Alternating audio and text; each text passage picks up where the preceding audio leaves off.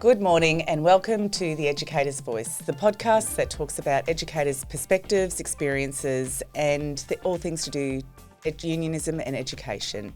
For this episode we have with us the Honorary Vice President Josh Cleary, who's going to be sharing his perspectives and time in the profession of teaching. We'll explore his journey from the classroom to senior leadership and also throughout his QTU activism. He will talk about the challenges faced by educators and his vision for public education. A couple of little questions for you then, Josh. So what attracted you to teaching in the first place? And then from there, how has the profession changed since you came in as a, younger person? I think having my mum, who was a teacher, attracted me to the profession, and seeing someone who was having such an impact on both parents and students in a local community or a small rural community really drew me in. From there, I guess my experiences in small rural schools and working with leaders who I respected and could see myself in drew me into the school leadership space. And so you are the Honorary Vice President, so can you talk to us about how your union activism started and, outline that for anybody who might be listening or watching? Yeah, so I started as a union rep in my second year of teaching after one of our union reps passed away tragically in a car accident. He was a really great role model to all of us at the school, so it was a bit of a big shoes to fill, I guess, taking on that role. I had a really great organiser at the time, was Greg Purchase, who was very influential and gave a lot of people a lot of opportunities to attend various trainings and area councils. So going to those sorts of things and meeting other activists really prompted me to continue my journey in that space, and seeing the wins that you can achieve in schools for yourself and for your colleagues really drew me into that. So your first placement was at Monto? Correct. Did you ever imagine that your journey from Monto would take you to where you are now? Teaching at Monto was great. I probably would have stayed there a lot longer than I did had I not met my partner and we started looking to move elsewhere. I really enjoyed teaching and working in a small community, and working with a close-knit group of teachers. You really get to know people out there because there's not much else to do but hang out with your work colleagues. So I had a lot of fun in Monto, and then, we were lucky enough to transfer onto the Sunshine Coast, and we haven't really looked back since then. So Josh, you've often referenced Wide Bay and Monto State School as the beginning of your activism. So what made that experience so influential? I think working in a small school, you have, at the time we had a lot more autonomy over, what you taught, because there was no faculty head of department, there was no deputy principal at the time. So you had a lot of freedom, which I enjoyed. But I also got to work with, as I said, Greg Purchase and Scott Welch as two really great organisers who connected me with people like Alan Cook, who's a life member of the QTU, people like Don Mengle and Paula Noonan, who were, staunch and long-term advocates in the Wide Bay, and I got to learn through them what it was to be a great activist. So you talk about those great people there. So what's one lesson that you've learned from them? I think having the courage to see something through, whether you've got broader support or not, if it's the right thing to do, then it's the right thing to do. We've got a generation of future leaders. So how do you think mentoring the next generation of union activists will become part of your leadership approach? It's a highly critical piece of work for everyone, I think, at our union. Mentoring new and beginning teachers to understand what the QTU is about and to engage in democratic processes is, a core part of our work. And if we don't successfully do that, I think our organisation is doomed as a union. We want to continue to grow our membership and to continue to grow the people with strength to do the work so that we can be a successful union and keep winning for our members. So to give one piece of advice to our new activists or new educators coming along, what would it be? Go to some QTU training and learn and understand what we're all about and how to do the role of a rep really well. Thanks. So Josh, more on union democracy and representation. What are some examples of member-driven campaigns that have had a lasting impact in your opinion? I think the current EB campaign, where we, activated a number of members across the state to engage in something which was really important around their working conditions and their salaries, was one recent campaign which was really well received. The regional remote housing campaign, which we've run in the past, improving the state of those accommodation for our teachers in those areas, has been another one. So Josh, for us it was a cultural thing that you did when you started teaching with the Department of Education, or whatever iteration of name it's had over the period of time. We know now it's not necessarily something that people coming into the profession think of as a cultural thing to do. So a two-pronged question. As experienced union reps or union reps in schools, what advice would you perhaps give them about approaching a newer person into the profession? And then from that, we've got some good young people coming through, but how do we encourage our, future leaders who might be a bit younger but might not have that union sort of background or even information? For the first question, I think it's all down to relationships, and sometimes the most experienced union reps in the school might not have the relationship with the new and beginning teachers, or there might be a huge age gap, which makes it difficult to try and convince people. So working as a group of reps within a school to identify the appropriate person who could probably do the recruitment or build a relationship faster to have the recruitment conversation would be my advice. In terms of mentoring new and beginning teachers into union leaders down the track, I think it's about the training, and it's about having them understand what the union is more than a service for members. It's about them understanding that it is a community, and that it's relational, and that with the right training and understanding campaigning, that they can build the campaigns and have the wins. Training people to have those wins builds their confidence and their successes, and then I think feedback for those people around how well they're going, where to from there, and so that they can actually see themselves in some of those positions is something we need to look at. Thanks, Josh. What are some of the biggest challenges, do you think, that are facing educators that don't have simple solutions? I think the lack of goodwill, or the drying up of goodwill, and that's in teachers and school leaders across the state.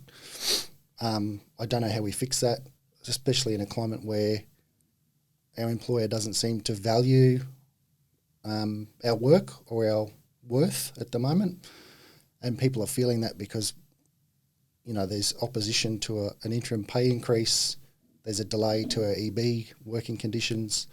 It's very difficult for people to see why they should give more when it's so hard to get what they're worth. So Josh, you're currently the acting principal at Noosa District State High School. So we've heard a little bit about your union journey and activism, but let's have a chat about your leadership journey at the moment and the things that are facing school leaders right now.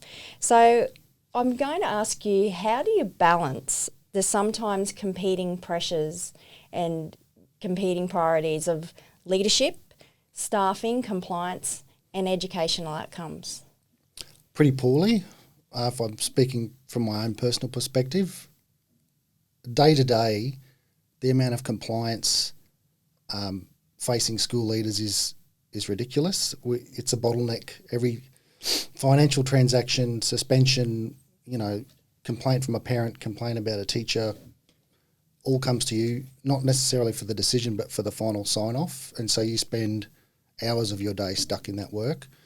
It makes it really difficult to get out into classrooms and to connect with kids and teachers. I think educational outcomes is something that everyone's responsible for, and so spreading that load across everybody maintains our ability to achieve that regardless of the compliance pressure, but it is hard to get out of your office. So you mentioned earlier around the employer and the lack of respect that teachers are feeling right now. So as a leader, then how do you create that, and how do you get the respect of your staff and colleagues within your school? For me, that comes down to relationships, and I'm lucky that I've been at Noosa District for a number of years, and I've been able to build relationships with staff in a couple of different roles. Without those relationships, you really can't have people feel valued, because you can't have open and frank conversations with them about how well they're going, to a point where they're going to believe you without a level of cynicism. We try and create time for people as much as we can, because we know that there's not enough non-contact time for people to do their work in this day and age. So I think having the relationships, creating time for people, and just being open and honest about where things are at, so people can understand why decisions are being made, is the only way to make them feel respected and worth. So what do you think some of the biggest misconceptions are about school leaders from, say, teachers or the community? I think the biggest is that you have the ability to please everybody. Every decision that you make obviously impacts a number of people, and that's school community and staff and students. And therefore, every decision you make, you need to weigh up how you're going to impact various groups of the school. And it's impossible to have everyone happy all the time. It's something that you just have to live with. I also think there's a perception that you can get out of your office and into the classroom as much as people want you to. And as someone who tries to do that as often as possible, I can say that moving from deputy to head of campus and now into principal, it's increasingly difficult to get out of the office as much as you want to connect with kids and teachers in the playground. So you mentioned that you've been a head of department and a deputy principal, head of campus. So how do you think those experiences have shaped your advocacy? As a head of department, you really are the meat and the sandwich between trying to protect your team of people who you have relationships with and sometimes you've taught with, against whatever the school priorities are or the direction of the school. Not that you're protecting them against it, but you're trying to minimise the workload and the change on them as a group. So you really hone your skills around advocacy, negotiation, prioritising things that your people think are important.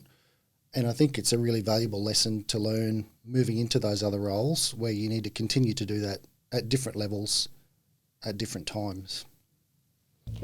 So Josh, there's a bit of a misconception out there that you can't be active within the QTU if you're a school leader. What do you think of that? I think it is a common misconception at a couple of different levels. I've heard teachers say similar things in different schools, and I've also heard people who hold regional roles make similar comments. The reality is, I've been a union rep since my second year of teaching in every position that I've held, and it comes down to implementing a set of rules and following a set of guidelines that we're all bound by. So you're not asking more of people, you're not advocating differently, you're just enacting policies, awards, joint statements, just like everyone else should be. So what has the QTU taught you about leading people? I've probably learnt more from the QTU about leading people than I have in my entire career with the department. The QTU training around campaigning and networking has been critical to building relationships in schools and to leading people in schools and just bringing people together around common issues. Thanks, Josh. So Josh, head of a secondary school, got a bit of TAFE background yourself, and TAFE are currently going through their EB and so is Central Queensland University. So can you, give us some information or talk about the importance of vocational education for students and the impact that you've seen that TAFE can have for many of our kids who might end up there? Yeah, sure. I was a senior schooling vocational education training HOD for a number of years, and part of that role was liaising with registered training organisations such as TAFE and others to create opportunities for students. While there are a number of registered training organisations, TAFE has been the only stable training organisation that consistently delivers for our students, and they've also been the most flexible, in my opinion, around creating opportunities for online delivery, face-to-face delivery or school delivery. Without those options for students, we see a lack of engagement and we see a lack of retention in schools, which is a problem for our numbers and for our staffing. So without that partnership of schools and TAFE, students miss out big time. Have you got any success stories that you can share with us? There are a number of success stories, and I think, someone asked me the other day, what am I most proud of in my career? And it's actually every time a student graduates, or not just graduates, but moves into their chosen pathway. So whether that's at the end of year 12 when they all cross the stage with their QCE, whether that's a kid who leaves school at the end of year 10 because they want a traineeship at the local butchers, every single time we make opportunities like that happen for students, I think we're doing better for our school communities. So as a primary-based person or a person with primary school history, I sort of don't really understand fully the importance of industry partnerships. So for, people who might be like me or, just unaware, can you, talk to us about industry partnerships and what they bring to the school, what the school community can then take out into industry? Yeah, industry partnerships work in two separate ways. Firstly, they provide opportunities for students to do work experience, which can help them make a decision around their future career or help them identify something which they really don't want to do as a future career before they head first into that career. It also helps schools with partnerships with industry tailor student outcomes towards those industry areas.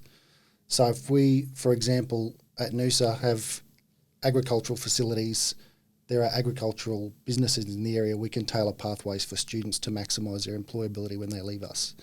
Without those partnerships, you really limit the options that you can provide to students. Thanks, Josh.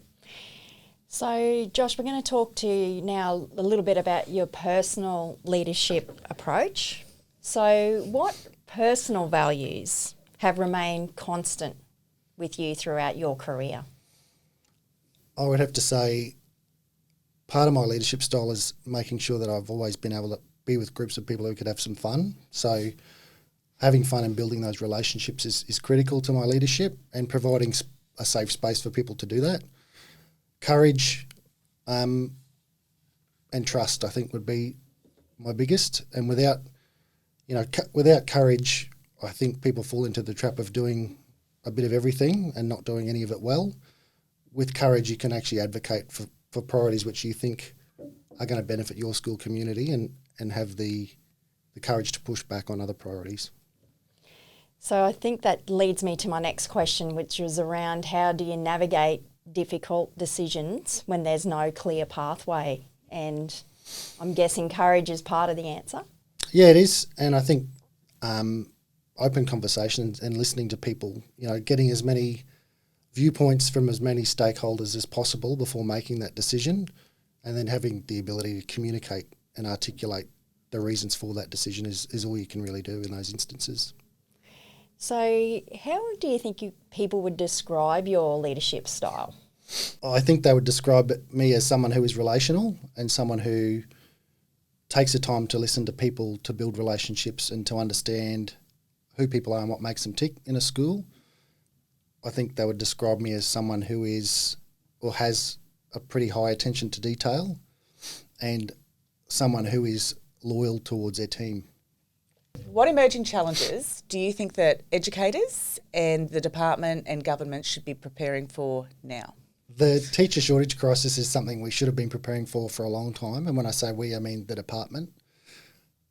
I think that crisis, coupled with dwindling goodwill of teachers and school leaders, is going to put us in a position where people are simply working the hours they are at school, and that's going to have a detrimental impact on student outcomes and student opportunities within schools. And I don't know how we come back from that. It's a big issue, isn't it? It's one of those ones that aren't easily solved that we talked about earlier. Josh, what do you enjoy about being the Honorary Vice President? The Honorary Vice President role enables me to stay in school and continue to do the work with students and parents and teachers and stay connected to that work, whilst also giving me the ability to advocate and influence educational policy, to work with and train activists and to work with people in the QTU to achieve policy change for education. What issues are members most raising with you when you're in school, as a school rep, at branch meetings, at area councils, those types of things, and even in, just as you travel around, what sorts of things are members raising most with you now? And is there a difference between what teachers are raising compared to school leaders? Generally, people are feeling the cost of living, and having that pay rise delayed is really starting to bite. School leaders when I speak with school leaders, they are raising issues around increasing demands of their time to be instructional leaders and be in classrooms and talk to students and be across every curriculum area and assessment task that's being taught in their school, whilst having to balance those compliance and financial aspects of their role. I think the similarities between school leaders and teachers is that workload piece. I guess the difference for teachers when I speak to teachers is that the continuum of workload issues that people are talking about and how workload impacts everyone differently depending on their school, depending on how flexible their school has been around timetabling, providing additional time, and even behaviour management and how schools manage that these days has an impact on people's workload as well. One word which describes the QTU. I'd say community. What about a moment in your career that made you most proud? Like I said before, I think seeing students who are disengaged from education find a pathway that suits them and exit into that pathway, and seeing how happy they are to do that is something that always makes me proud. And if you could go back and give yourself a piece of advice for you as a first year teacher, what would it be? Get a haircut more regularly. To you out there watching and listening, thank you for joining us for the third episode of this podcast, The Educator's Voice, which is, as you know, a podcast by teachers for teachers. And thank you to Josh for joining us today. We've really appreciated your time and insights. Make sure you like, subscribe and share with your friends, and look forward to the next episode dropping. Until next time, thanks for listening. Farewell.